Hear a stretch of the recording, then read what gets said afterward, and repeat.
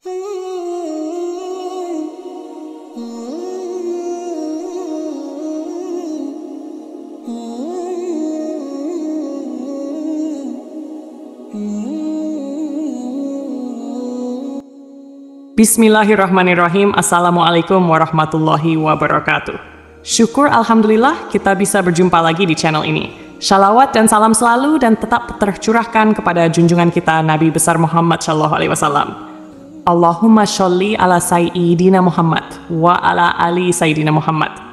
Harapan dan doa saya, semoga saudaraku semuanya yang menonton video ini selalu diberikan kesehatan, dilapangkan rezekinya, diampuni dosa-dosanya, dan dipanjangkan umurnya.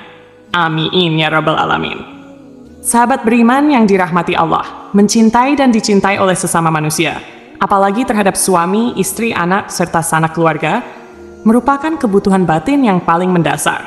Terlebih lagi jika kita mampu mencintai serta dicintai oleh pencipta semua makhluk di muka bumi, Allah Subhanahu wa Ta'ala. Tidak dapat dipungkiri, segala kebaikan yang Allah kehendaki pastilah memiliki tanda-tanda yang unik, baik tersirat maupun tersurat. Begitu pula tanda bahwa Allah cinta dan sayang terhadap hamba-hambanya di dunia. Sahabat beriman yang dirahmati Allah Subhanahu wa Ta'ala, terdapat 3 tanda bahwa seorang hamba mendapatkan kasih dan sayang Allah saat berada di alam dunia. Tanda yang pertama adalah Allah Subhanahu wa Ta'ala membalaskan keburukan hamba tersebut secara langsung di dunia, agar nanti ia terlepas dari balasan Allah di akhirat. Rasulullah Shallallahu Alaihi Wasallam pernah bersabda, apabila Allah menghendaki kebaikan kepada seorang hambanya, maka Allah akan mempercepat balasan kesalahannya di dunia. Sebaliknya, apabila Allah menghendaki keburukan kepada hambanya, maka Allah tidak membalas perbuatan dosanya di dunia hingga kelak, Dia membalasnya nanti di hari kiamat. Hadits riwayat Tabrani. Itulah tanda pertama, di mana Allah memberikan kecintaannya kepada seorang hamba dengan mempercepat balasan keburukan hamba tersebut, agar manusia tersebut segera bertaubat dan memperbaiki kesalahan yang telah ia perbuat. Namun, sebaliknya, bagi orang yang dibenci oleh Allah, ia akan dibiarkan saja bergelimang dalam lumpur dosa dan terus-menerus bermaksiat hingga lupa dan lalai selama berada di dunia. Oleh sebab itu, sudah sepatutnya seorang mukmin selalu menerima segala bentuk kesusahan yang ia terima di dunia dengan ikhlas dan ridha.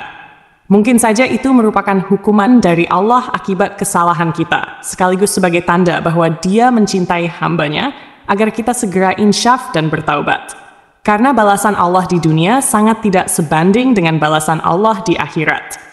Ketika di akhirat, seorang hamba sudah tak memiliki kesempatan lagi untuk bertaubat, serta balasannya pun jauh lebih dahsyat.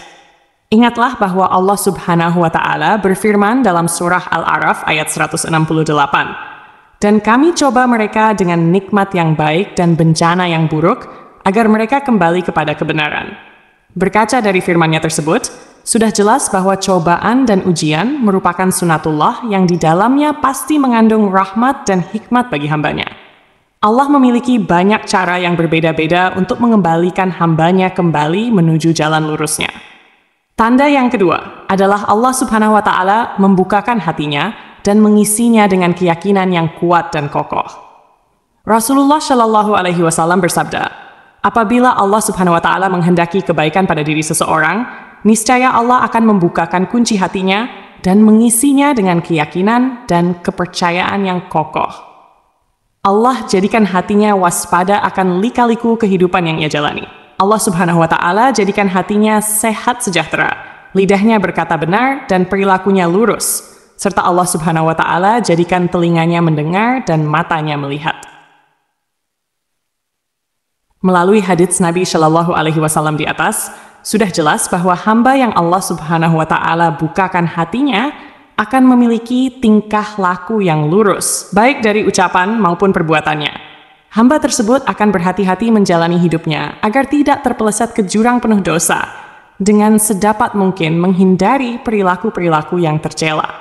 Lalu, adakah dalam diri kita ciri-ciri tersebut di atas? Jika iya, maka itulah tanda cinta Allah Subhanahu wa Ta'ala pada kita. Subhanallah, tanda yang ketiga adalah Allah Subhanahu wa Ta'ala memberikan pemahaman terhadap agama Islam hingga mampu menghayati dan mengamalkannya menjadi sebuah cara hidup yang sempurna. Rasulullah Shallallahu Alaihi Wasallam bersabda, Barang siapa yang Allah kehendaki kebaikan atas dirinya, maka pastilah Allah anugerahkan pemahaman akan agama. Hadits riwayat Bukhari. Apabila Allah Subhanahu wa Ta'ala kehendaki kebaikan atas seorang hambanya, maka Dia akan memberikan pengetahuan untuk memahami ajaran agama Islam hingga ia mampu menghayati dan mengamalkannya di dalam kehidupan. Seorang mukmin yang diberikan pemahaman tersebut tentu tidak akan pernah menjual akidahnya hanya demi kesenangan dunia yang hanya sementara saja.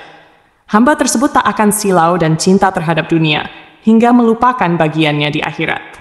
Justru ia akan selalu tunduk dan patuh pada perintah Allah dan menjauhi larangannya.